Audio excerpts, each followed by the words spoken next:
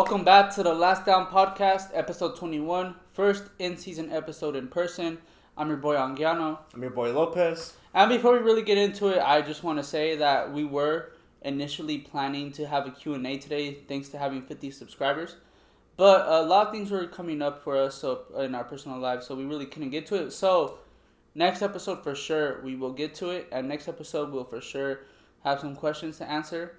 And I don't know if you want to start off with the games or if you have another thing to say. I do want to say that we reached 61 subscribers. We surpassed the 50 mark, which was, the goal for the Q&A. But 61, man, I think I'm more grateful for that, And it's in a matter of a week. Yeah, we've been jumping up, so that's why we another reason why we wanted to hold off to see between now and next week how much we can really get. But nevertheless, expect a video from us one of these days talking about, the Q&A. Yeah. And with that, we'll start off with the week 4 games, just go straight into the reactions. And first and foremost, I would like to start off with the Packers and the Lions since that was the first game of the week. Obviously, I don't know if you want me to take it over or if you want me to let you say anything, but I mean... You start off. Okay, I'll start it off. Detroit absolutely looked like the first place team in NFC North. They asserted dominance on the Packers early. Montgomery had 3 rushing touchdowns. Goff, besides that horrible pick, he just really settled in, still had a very good day overall. And, Love was starting to have a little bit of a moment in the second half, had 2 total touchdowns still, but still had 2 costly picks.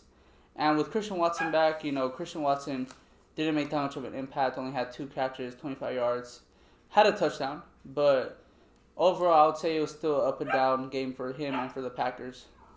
Yeah, I mean... What can I say? It was a complete fail, complete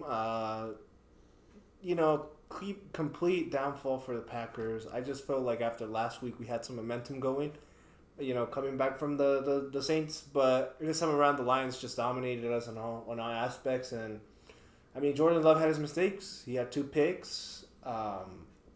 He didn't look all right, and it's because the Lions' defense is legit. I can't deny it. The Lions' defense is legit. And that team is going to win the North, if I'm being honest. The Vikings, what are the Vikings? 1-3? They're not going to... I don't think they're going to have a run where they're going to make it all the way. And the Packers, they're going to be right behind the Lions. But I just think that the Lions overall just showed a lot of potential, really showed why they're considered favorites and why, a lot of people had hype. Yeah, and... I mean, this is a big deal for the city of Detroit. They have not won the division at all, ever since its formation in 1993. They have never won the NFC North. So this is very big for them. They really need it. I mean, they really want it. So it's pretty clear that right now the Lions are the team to beat in that division. But on to the Sunday games. We'll start off, obviously, with the game in London. Desmond Ridder had a bad performance overall. I mean, 19 for 31. Didn't even get 200 passing yards. 2 picks. One was a pick 6. And his best receiver was Jonnu Smith, 6 catches, 95 yards. And the reason why I'm pointing that out is because Jonnu Smith is discounting Bijan, assuming besides Bijan, Jonnu Smith has the most receptions, the most receiving yards than any other Falcons pass catcher, more than London, more than Pitts. At this point, it's like, why? Why are the Falcons not using the 2 guys they drafted in the top 10 in Pitts and London? It does not make sense to me. I think the Falcons just are mentally challenged. I'm trying to be I don't know what's going on. I don't know why they can't get them the ball. You drafted both those dudes in the top 10 and you're just treating them like barely startable. And before I pass it off to you, I just want to mention that the Jaguars overall, I'm starting to wonder if Christian Kirk is the wide receiver 1 and not Calvin Ridley. Christian Kirk had 8 catches, 84 yards. He's had a few weeks now where he's had a lot of volume. And Ridley's, 2 catches, 30 yards, a nice touchdown, but he only had 2 targets as well, so he wasn't really thrown to.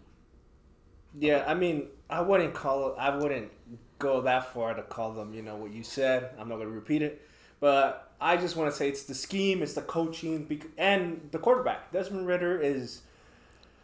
probably a couple years still behind in development, if I'm being honest. I think he probably needed maybe 1 or 2 more years so he could be NFL ready. And the reason that Jonnu Smith is his main guy is because the defenses aren't going to cover Jonnu Smith, if I'm being honest. Jonnu Smith is like the last option when you think of that offense. You think of Bijan, you think of London, you think of Pitts. And so Jonnu Smith is the odd man out. So when we're being honest, Ritter has Jonnu Smith open all the time. So that's why Jonnu Smith is having that year that he's having. And that's why I feel like Desmond Ritter's pretty much going to be a system quarterback. He doesn't show anything outside of it that really, gets my attention. And as for the Jaguars dominated like always. And Kirk, I don't think necessarily he's going to be wide receiver 1. I think that Ridley should be wide receiver 1, but it's just going to be really dependent on the matchups. Kirk is getting all those looks because, Ridley's getting covered mainly for the majority of the game, and Kirk is just being left wide open. So I think Kirk is going to continue having good games, but at the end of the day, Ridley's probably going to be the one that's going to have the most yards. I just want to say one more thing in regards to the Falcons. I just feel like it's weird they call him the odd man out when he's literally leading in every category through 4 games. I know it's just 4 games, but I just feel like it's pretty clear that, it's pretty clear he has a big role in this offense, Jonnu Smith. No, I'm saying he's the odd man out when it comes to priorities in the defense, who they want to target. Like when you think of the Falcons' offensive targets, the offensive weapons, you think of Bijan, London, and Pitts. The defenses are going to be really interested in Jonnu Smith, and so now that Jonnu Smith is not getting any coverage, not getting that much attention by the defense, he's going to be blossoming, and Ritter's going to depend on him. And now on to the afternoon game, starting off with the Rams and Colts. I personally, as a Rams fan, thought we had that game in the bag instantly, but then Anthony Richardson shows why he was drafted number 4 overall. He had 3 total touchdowns, 200 passing yards on 25 attempts. Looked pretty good, honestly, and I was starting to get scared. I was like, is Anthony Richardson really going to come back and beat us and embarrass us? But then, Puka Nacua, our savior, 9 catches, 168 yards, 1 touchdown. I do not want us to stop using him at all when Cooper Kupp comes back. And I don't expect that to happen. But he still needs 10 targets a game.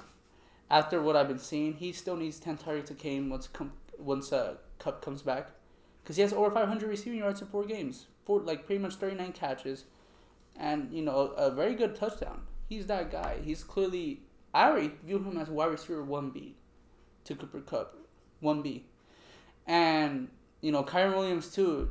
He's going off still. 2 total touchdowns. Overall, that offense for sure rebounded. Overall, I liked what I saw. And I'm glad that we didn't show the 23-0 lead. Yeah, that would have been a different story. Because, 23-0 at halftime. And then, the Colts are able to come back. If it was Anthony Richardson leading the Colts back to a comeback win, it would have been a whole different situation here. I would have been, talking shit.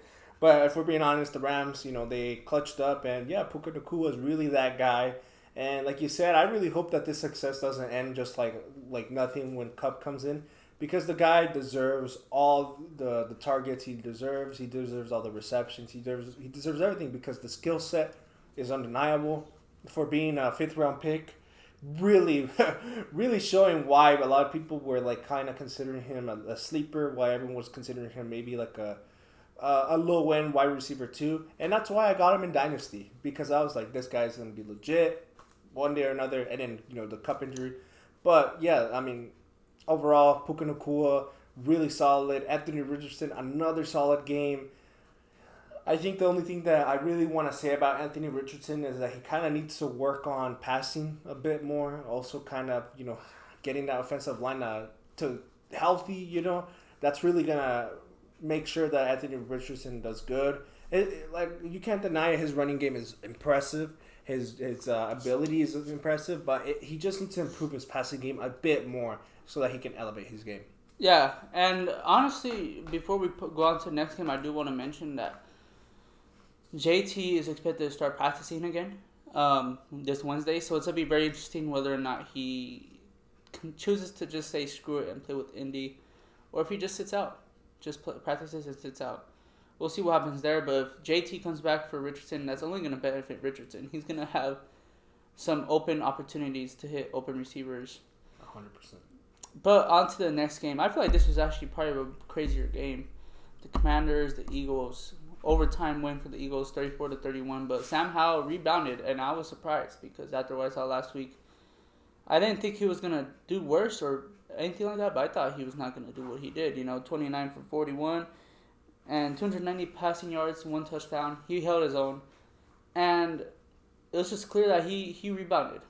And another thing I want to mention is that A.J. Brown also rebounded big time. And I'd say he's a huge reason why the Eagles won. 9 catches, 175 yards, 2 touchdowns. And him and Smith looked like 1A and 1B. Smith also had 7 catches, pretty much 80 yards. That Commander secondaries got lit up, and that was pretty much the difference in the game because, everything else was looking pretty good for the Commanders. I mean, I will say that the Eagles' defense kind of looked shaky this game. They didn't really do as much as the previous games, and I thought they were going to do more. I thought it was going to be a possibility of a blowout by the Eagles, but the Eagles came out with the win. A very hard and deserving win, I guess, because it was a very close game for no reason. Sam Howell did really good. McLaurin did amazing. I saw his stat line. Also, Curtis Samuel did amazing. Yeah. Those 3 guys all had touchdowns. Dotson, Samuel, and McLaurin. Hey, man, this is just, if I'm being honest, this shows a glimpse of what the Dolphins is capable of, especially against an elite defense, I don't think the Eagles have a good secondary, but their front seven is good. The secondary is where I'm looking, and it's like, it's not good. Not good. That's their flaw. That is. It's going to be their flaw, and they got to get that fixed.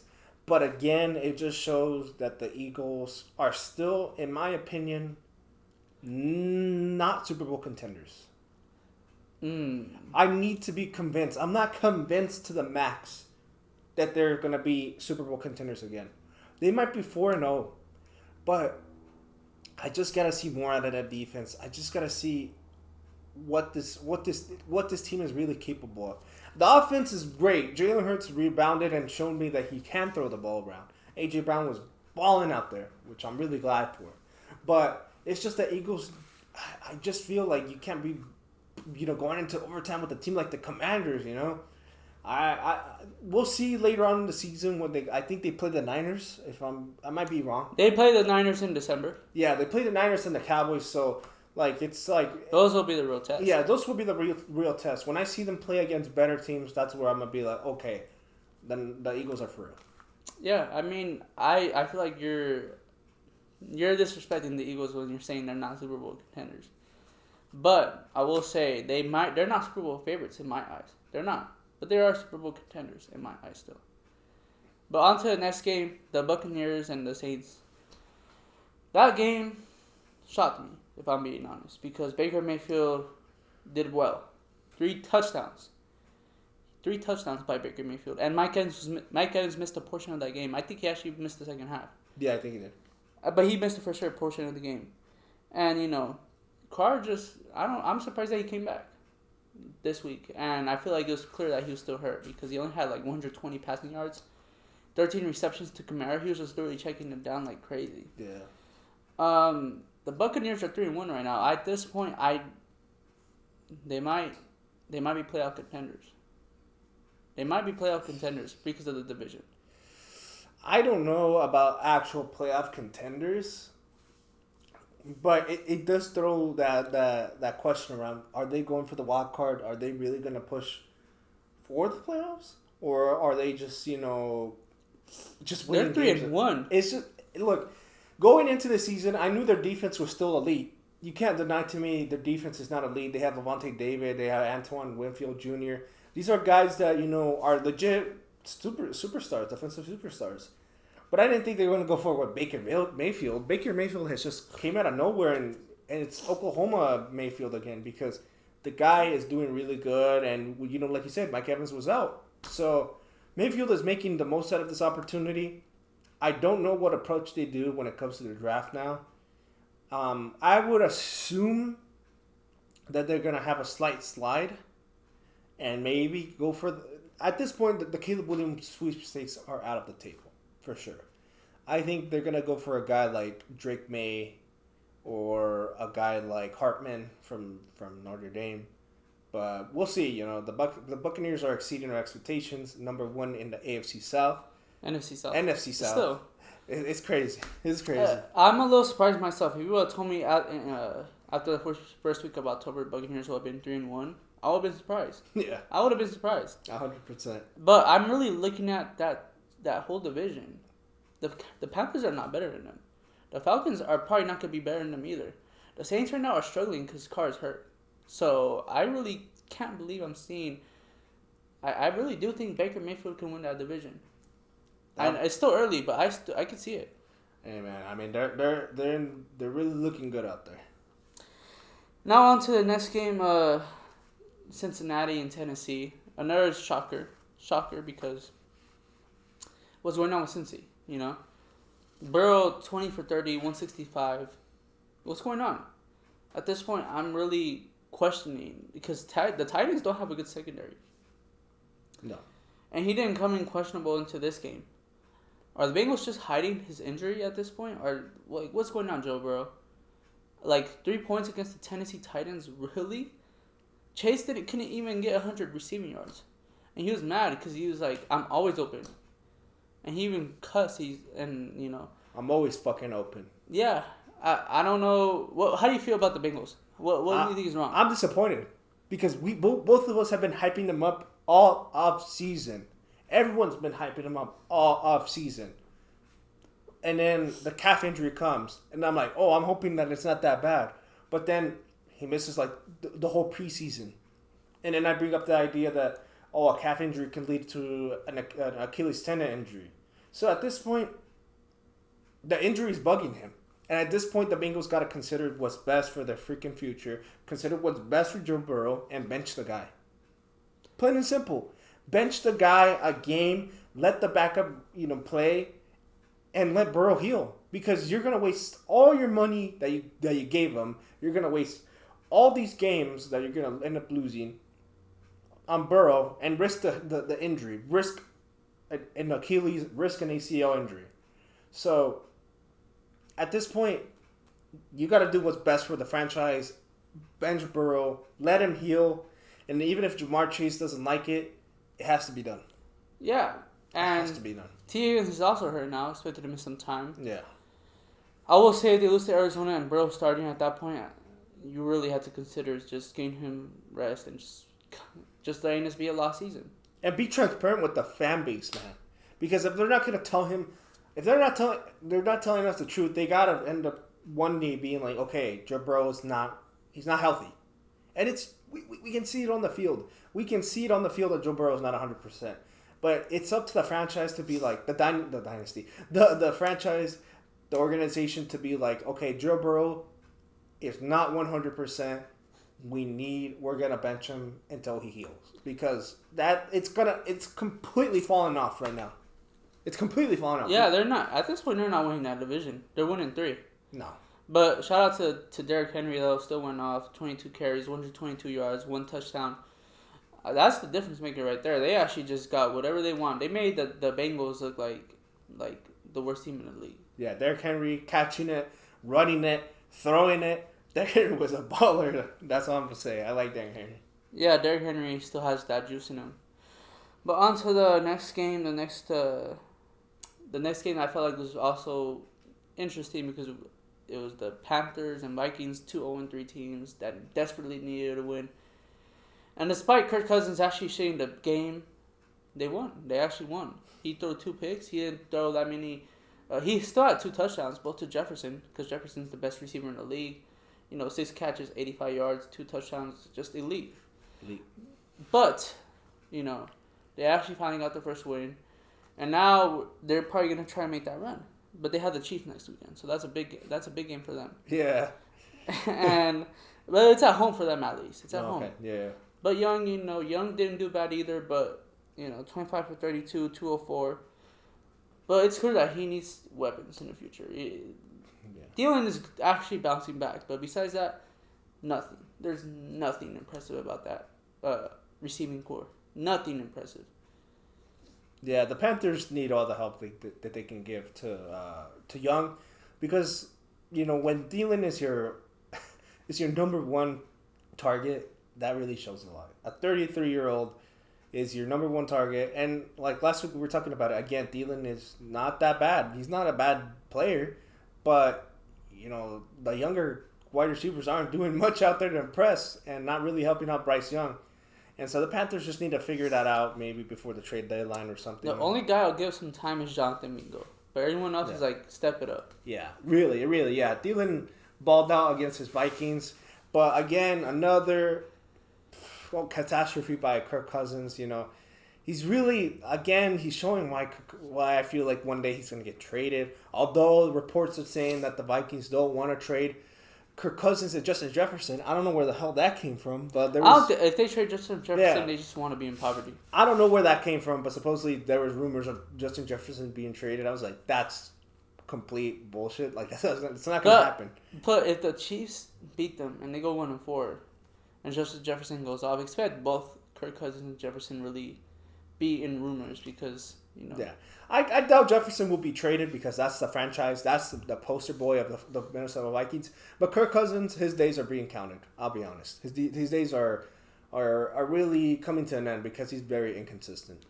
He's inconsistent. Yeah. But, like I said, though, the Jets are probably the most logical destination. And we'll see. We'll see what happens. But onto the game that I thought was going to be better. It was still a lot of points, as I expected. But yeah. Bills, Dolphins, two very good teams. Josh Allen. After I talked all that smack week one, Josh Allen just decides to look like Josh Allen prime. 21 for 25, 320 passing yards. 4 touchdowns. 4 touchdowns. 3 to Diggs. Diggs had 6 for 120. And then Gabe Davis had 3 catches, 61 yards. I mean, the Dolphins secondary was burnt toast. Cooked. They were cooked. Jalen Ramsey definitely needed to be in this game. But even then, I still don't think that would make too much of a difference. Because when you lose 48-20, that's a big gap to fill. Yeah, and it's not all on the defense. It's on the offense too. Tua didn't do bad. I mean, it was mediocre, but it's because that defense on the Bills is just impressive, And they're gonna get Von Miller back. The issue is that Tre'Davious White got injured. He got a torn ACL, so he's gonna be out for the season. I think it was ACL or it was. Yeah, so that's gonna be sad for that's definitely a sad news for the Bills. But getting Von Miller back will help definitely. But yeah, you said it, man. Josh Allen and Diggs, that duo. You can't go wrong with that. There's been all those rumors about Diggs wanting to trade, the Diggs being pissed off at Josh Allen. But that can be put laid to rest because this week they dominated the Dolphins. And, yeah, I think I mentioned it, but they're going to run away with the division at this point. I don't know about running away with the division, but I will say they are favorites again. Yeah. I feel like they just smacked the Dolphins. They absolutely just showed them who was boss. I mean, but Tua had a decent game still, but still had a costly pick. Yeah. And then, Raheem Mostert just fumbled the ball. That was his first game that he really didn't do so good. But Devon Achane, 8 carries, over 100 yards. And I just want to make sure he had 2 rushing touchdowns as well. 8 carries, 2 rushing touchdowns, 101 yards. I mean, Devon Achane is looking like the new RB1 for the Dolphins, just the way he can run the ball and get him on the wire. He's not available at this point. he went after what happened like week 3. He's not. Everyone got him. I drafted him in Dynasty. You have him in Dynasty? Yeah.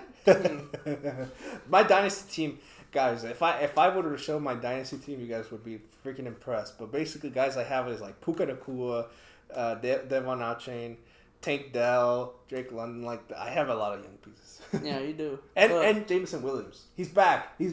Speaking of the Lions, Jameson Williams is back this week. Well, to the Ravens and Browns, I mean, I'll just kind of keep this one brief. Dorian Thompson-Robinson, 3 picks, first NFL career start. I'll give him a little bit of slack because it's his first career start, but Lamar Jackson, 15 for 19. I pretty much had 200 passing yards, 2 passing TDs, 2 rushing TDs.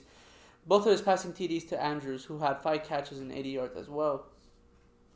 Lamar is looking phenomenal. Lamar is looking prosperous. Lamar is looking great.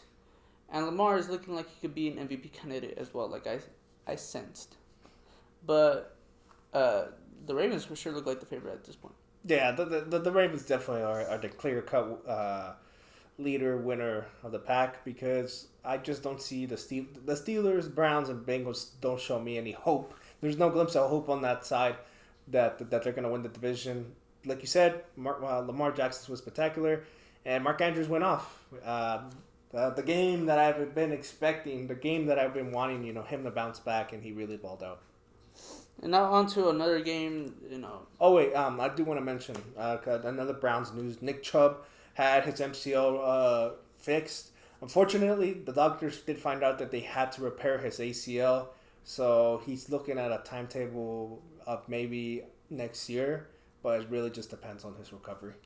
I know, that sucks. That's a huge loss for the Browns, and, the Browns, if they had him, they'd for sure look better, but... Yeah. It is what it is, and now the Steelers and Texans. First off, I just want to ask, do you think the Texans are legit? They're legit. They're legit. I cannot deny with you. They're legit as possible, and they might win that division. Everyone in that division is 2-2, so I mean, you're not crazy for saying that. But CJ Stroud over 300 passing yards, 16 for 30. And 3 touchdowns, 3 passing touchdowns. CJ Stroud, no, not 3, my bad. 2 passing touchdowns. Nico Collins, again, looking like a wide receiver 1. 7 catches, 168 yards, 2 TDs. It's just crazy. It's just crazy to sit here and think about how well CJ Stroud has been at playing. And he already has 1,200 yards passing. And, and as for the Steelers, Kenny Pickett sucks. I can't believe all this preseason hype went down the drain. 15 for 23, barely had over 100 passing yards, and then he got hurt. But overall, that game was a complete blowout. The Steelers aren't a mess, and the Texans just... It's clear that CJ Stroud's that guy, and he wants everyone to wear Texan gear in pride. Let me put it better in perspective. CJ Stroud has over 1,200 yards in his first 4 games. That's more than Patrick Mahomes, Andrew Luck, and Justin Herbert. But let me put it into a more clear perspective. He has more passing completions than before he's thrown a pick with 2 guys in front of him, Dak Prescott and Tua. So if we're being real here, CJ Stroud is doing something generational. It's a generational performance. And he's really making that Texans fan base believe it's something that they never believed in, if I'm being honest. No other quarterback has made them believe as much as CJ Stroud, and he's happier than ever. I feel like any other player back then would be like, oh, I'm playing for the Texans, whatever. No, CJ Stroud is showing that he's proud to be a Texan. He's proud of this team. And what better day than to do it when J.J. Watt got inducted into the Ring of Fame, whatever it is, but their hall. And so it's the Texans are really showing a lot, and I feel like they're contenders. They're definitely contenders in that division. Yeah, for sure. They look better in Jacksonville, and I thought Jacksonville was gonna run away with it. Yeah. But we'll see what happens. I definitely think the Texans are not about a bottom 5 team anymore, I initially did. But now on to I would say the funniest, interesting game of the noon games, and it's the Bears, the Broncos, the 2 worst teams in my opinion.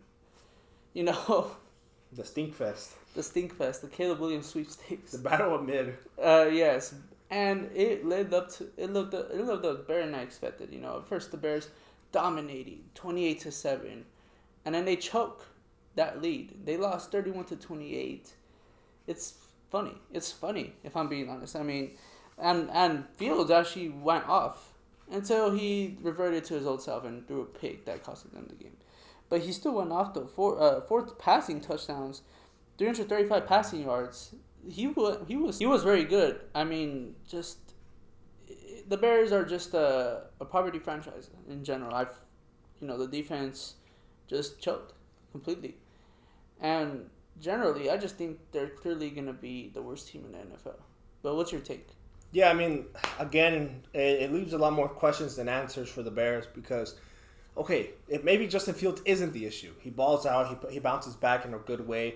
Obviously, throws that costly pick, But I just feel like at this point, you got to point it at the defense, point it at your weapons, point it at your offensive line, because Justin Fields cannot be the scapegoat anymore. If I'm being honest. And look at the attitude of your players. Guys like Chase Claypool, who did not play because they sent his ass home. Like when you keep saying that, I don't get the ball, and like stuff like that. The team is not gonna cut it. The team is gonna be like, that doesn't cut it for me. And if I'm being honest, you have guys way ahead of you in front of you. So it's like you need to figure your stuff out, and you can't blame it on anyone else, because Claypool, when you were in Pittsburgh, you were not good. So it's like the Bears just gotta figure out internally what the real issue is.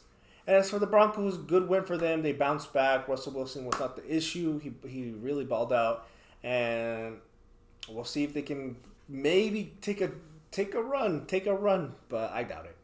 Yeah, I mean, but backtracking to some of the stuff you said, I think they still have a clear weapon in DJ Moore. 8 catches, 131 yards, 1 passing TD. Komet has it. He still has it.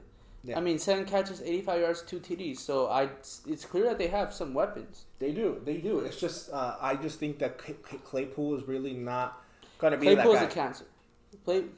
Claypool's a clear locker room cancer.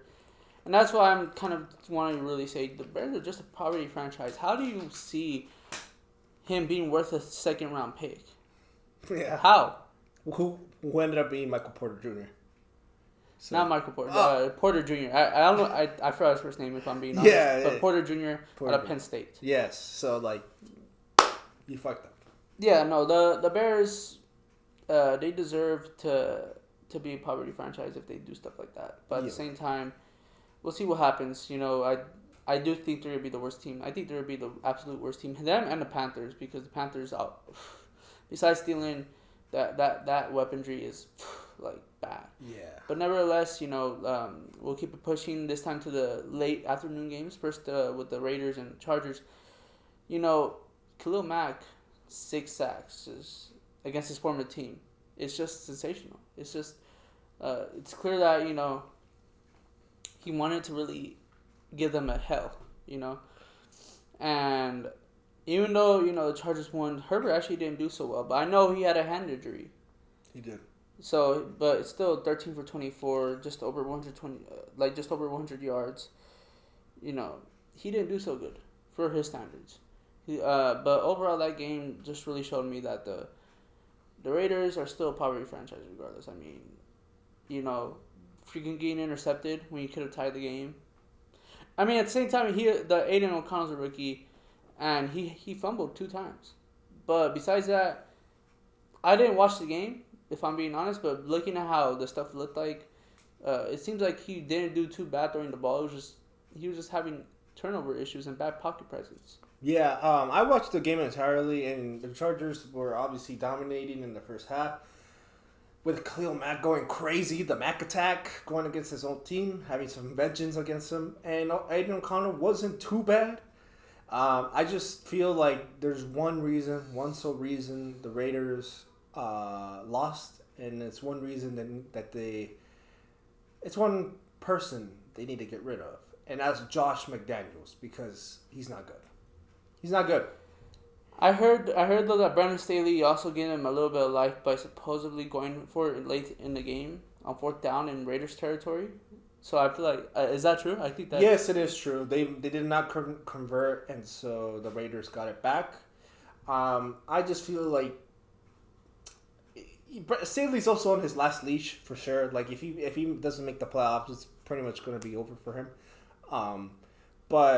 Or if like the Chargers lose a bunch of games, they'll be out for sure. He'll be out for sure.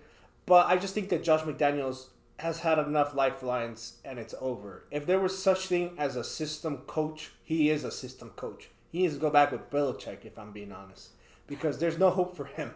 There really is no hope for Josh McDaniels, and for him to blame Aiden O'Connell, there's a quote, and I'll put it right here, but he kind of threw some shade at Aiden O'Connell. I was like, hey man, have some have some respect, for your players. It's a rookie, so I'm gonna put the quote up here. But yeah, the guy is a fraud. That's all I gotta say. It's a fraud. Tom Brady had to carry him. So yeah. And now on to the next 1 p.m. Pacific time game, the Patriots and Cowboys. I feel like it was a huge get right game for the Cowboys. I mean, 2 defensive touchdowns, like wow, and Mac Jones sucked. Mac Jones looked like the Mac Jones of last year, 12 for 21, but 2 interceptions, pick 6. It was horrendous. And Dak also rebounded, 28 for 34, 260 yards, 1 passing TD. Overall, it was a very good game for the Cowboys, and just at this point, Christian Gonzalez getting hurt, Matthew Judon getting hurt is a big blow for the Patriots. So I really do think the Patriots are in contention for the Caleb Williams sweepstakes. I don't know how you feel about that.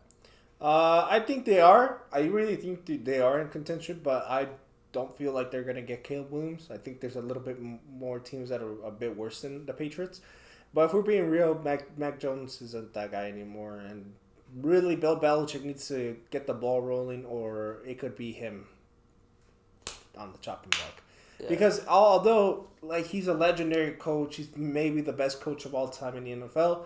But if we're being real, the last couple of years haven't been anything special. Other than the first year with Mac Jones, there hasn't been any progression. And so I don't see what's next for the Patriots. They're not doing good. Their additions are not doing good. I haven't heard anything about Ezekiel Elliott or Juju. So, I mean, what else can you do? The Patriots just need to really consider getting a new quarterback or considering a new approach. I mean, Belichick has a lot of power in the Patriots organization, so it's really gonna be like if Belichick's gonna get fired. I don't know, or he takes a step back and doesn't coach anymore, takes more of a manager role. But the Patriots really lacked a lot. And again, they played the Cowboys, which are arguably one of the best teams in the NFC NFL. So the Cowboys really balled out, and the defense again went crazy. Oh my God, 2 defensive touchdowns. Man, that defense is legit. Yeah, and then on to the last game, just another one of the best NFC teams. The Niners just absolutely dominate the Cardinals. No shocker here, but, CMC just went off 4 total touchdowns. Pretty much almost had 200 scrimmage yards. He had a field day, And Brock Purdy also was very efficient. Brock Purdy was very efficient. 20 completions on 21 attempts. Just 1 incompletion. Almost 300 passing yards. Ayuk had almost 150 receiving yards. They just absolutely had whatever they wanted on the Cardinals defense all day. And, the Cardinals still scored 16. They still were scrappy. They were still fighting. Dobbs still had a decent day. 29 for 41. And about around 250 passing yards, 2 passing touchdowns still. So he still was actually being decent. No turnovers were committed by any teams. Overall, it was just the Niners are just clearly better. Yeah, at the end of the day, no, I don't think the Cardinals had a chance with the 49ers. From all cylinders, they're their best team. And for McCaffrey, he broke the most consecutive games with a touchdown over Jerry Rice. So yeah, CMC is in some elite business, and he's bound to also break his career highs from 2019. So it's like CMC and the 49ers were made to be together. And man, I gotta say, my bold take is this streak is going to continue until the Super Bowl. That's all I gotta say. Because I wouldn't be surprised either. Because the Niners, if I'm being honest, this is one of the best teams I've ever seen in my 15 years of watching the NFL. If I'm being honest, they're that good. They're that good. I think the only team that I can really think of was the 2011 Packers. The 2011 Packers, the 2007 Patriots. Those are 2 teams that I can really see on level with the current 49ers because, man, the 49ers are freaking legit. And you can't deny me. As a Rams fan, I feel bad for you. As a Rams fan, I feel bad that they're on your division because it's not going to be fun. No, we gave them our best battle. We still lost. Yeah. But on to the Sunday night game. And I feel like that game was very interesting because, it was 17-0 Chiefs. We were like, this is just a regular game. Like, it was expected. And then all of a sudden, it was 2020 at one point, and Zach Wilson overall, besides that fumble, besides looking like his regular self, besides that, still did better than Mahomes that whole game. 28 for 39 on 245 and 2 passing TDs, while Mahomes had 18 for 30, 203, 1 TD, 2 interceptions. He performed better than Mahomes in that game. He really did. And now we're at a point where it's like, dang, like, what's next? The Jets are 1-3. They just went toe-to-toe with one of the better teams in the AFC. They just absolutely were in that game, and Zach Wilson looked better than ever. Yeah, and all I gotta say is that this game really should give Wilson some confidence and should shut up the Jets defense that the whole week I was hearing that they were pissed off about Wilson being the quarterback, that they wanted Wilson benched. That defense needs to shut up because Wilson really showed out and really, showed a lot of heart. Because at the end of the day, he was blaming himself that he lost. And although people might be like, oh, why are we giving him his flowers? Why are we praising him? They still lost. The man has been down his entire career. He's faced a lot of heat. And he finally does good against an elite team like the Chiefs, and people can't praise him. Like, you got to be on some, like, real hater stuff. It's New York behavior. New York behavior. Like, fans could still criticize him for his previous play, but you can't deny it to me that this was his best game, the best he's ever looked since he's been drafted. Yeah, so, but he still needs to keep doing that. If he like Salah said, Adam Salah said, if he keeps playing like this, we're gonna win games. So yeah, they will win some games if they play like that. They're gonna for sure beat the Patriots next time they see him if he plays like that. Yeah, so let's maybe put the trade rumors aside and give Wilson a chance. Maybe. I'd say these next 2 weeks are pivotal. Yeah, these next 2 weeks will really tell us a lot. And if he really does that same performance for the next 2 weeks, then for real, the Kirk Cousins trade speculation can go away. But until then, give Wilson time. Give Wilson the confidence. Give Wilson that support. Because maybe he will blossom into the guy that, that was worth that first round pick for. Maybe. I mean, he has athletic ability. He has arm talent. That's not the problem. It's just, he just needs to really adapt to the NFL. Yeah. And now on to the last week 4 game. Not Niners. Seahawks and Giants. This New York team looks completely polar opposite of the Jets. Trash. Just flat out trash. I mean, Daniel Jones getting sacked 11 times is crazy. He had no protection.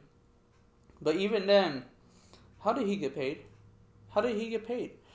I mean, 2 interceptions. This whole season, he has 6 interceptions, 2 passing touchdowns. How did he get paid, really? Because that game could have been his, really. Geno Smith was out for some time. And they lost 24-3, no Saquon.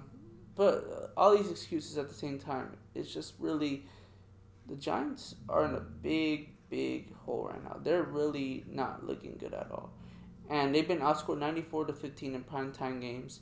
So at this point, they failed.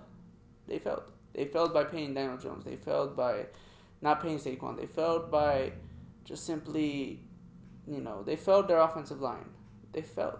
They flat out failed. And where's Darren Waller? He got paid. He got money. And he's expected to be your guy. Where is he? Yeah.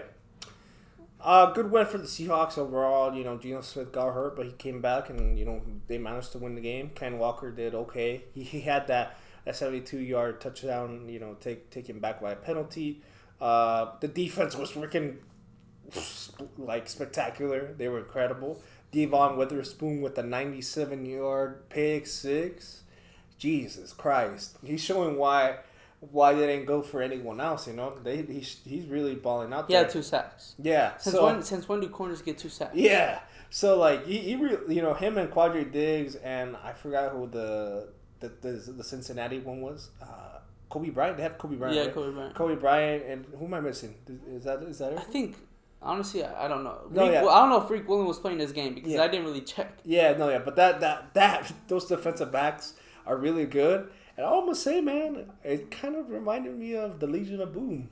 Just they destroyed the Giants, and that's for the Giants, like you said. Where's Waller? Where's the offensive line? Where's the defensive line? Where's Hyatt? They don't even involve Hyatt. Where the fuck is Shepard? Like Wandale Robinson. Like, if I'm being honest, I would put all of those names in missing posters because where the hell are they? Daniel Jones is a fraud. He has never been anything but a freaking playing like a backup quarterback. I would rather see a sack of potatoes playing quarterback because Jesus Christ, he's not worth that $200 million contract at 160. all. 160. But it's still bad. It's still bad. This guy is not the guy in New York, and I feel like Saquon's probably laughing right now. I don't think he's laughing. I think he's like, I'm laughing at disappointment. Yeah, because the Giants have no. Brian Daboll is. I won't disrespect Brian Daboll because he brought this Giants team out of nothing. That's to say that maybe there is still a chance, but I just think that at this point, Daniel Jones in that offensive, they should have spent more money on an offensive line than getting a guy like Darren Waller who has done exactly nothing for that team. Nothing. So, good luck to all Giants fans. I hope your season goes well, but it's not looking too good. I feel bad for New York. The Mets, the Yankees. I don't care. The Giants, the Jets. Oh my God, it's going to hell in New York sports. It's going to hell in New York sports. I don't care about New York sports. I want them to suffer. I want them to not win anything. But overall, I mean, my main takeaway from that game is that the Giants are a poverty franchise because you signed a guy who you thought was your franchise QB, and look at it, just backfired in your face completely. I've been saying that. I said they should have paid Barkley over Daniel Jones. Yeah. But overall, that pretty much sums up everything in in week 9. Week 4.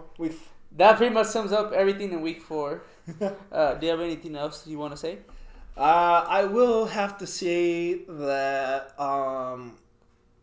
Cooper Kupp is coming back next week, so that's going to be very interesting. Who the Rams play anyone? Who do you play? We play. I can't even think. Oh, Eagles. Fuck. Well, you guys are going to need Kupp for sure.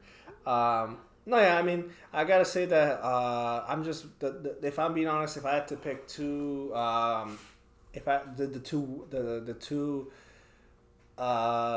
guess the two. What am I trying to say? The two winners and two losers of this week.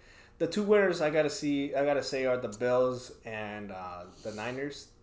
They both really showed why they're gonna be dominated forces in their conferences, while the two losers have to be the Giants and I would probably say the Saints because Derek Carr is not healthy. Derek Carr needs to probably take a game off or something so that they can really recover. And for them to be 1-3, yeah, they had a. They're 2-2. 2-2. My bad. I thought they were 1-3 for some reason, but 2-2. I think they expected more, but just have Derek Carr get healthy and they'll be okay. And the Giants again, we'll be winning through I don't want to destroy them anymore. Yeah. I mean, I agree with you. The winners, the losers. I agree that the Giants are losers, but I also feel like the Bears are losers. I mean, you choked the big league, and you're 0-4. Yeah. But overall, I would say this pretty much sums up the episode. Like, comment, subscribe. What are you talking about? What? It's not over. What happened in fantasy, buddy? You trying to cut the video short? But basically, me and him went at it in fantasy. We had an 8-man league, so our teams are kind of overpowered. And all I gotta say is I had 205.22 points, and he had only 152.2 points. After all the smack talk, he was quiet. He was really quiet this weekend. He didn't want to talk. He didn't even talk to me. I even told him good luck, and he didn't even say good luck back. And I was like, damn. He said, why? And I was like, damn, I'm just telling you good luck in fantasy. But he didn't respond to me. So I was like, okay, fuck him then. But basically, I have Lamar. He went for 28 points. And I have Mark Andrews. He went for 25. That fucking stack is awesome. I have Kyron Williams. He went for 27. I have the Cowboys defense, 28 points. I had Swift, he had 17 points. And on my bench, I had Derrick Henry for 24 points and McLaurin for 27 points. So they were on the bench. Wait, he had 27? McLaurin? 22. My bad. 22 points. Okay. Yeah. What do you have to say about yourself? You know, just it was an off week and your team looked very good. That's really all I got to say. Oh, then you also lost to an 0-3 team. And our friend John, 0-3. Exposing you. I only started one quarterback. Deshaun Watson being hurt just put me in a tough situation. But like I said, you know, like, comment, and subscribe. And then you said that Nathan's team wasn't that good and he went off. Yeah. We'll see. We'll see. Nathan, I got your back. He's horrendous at fantasy. That's all I gotta say. No, you guys, you see, this is only the beginning.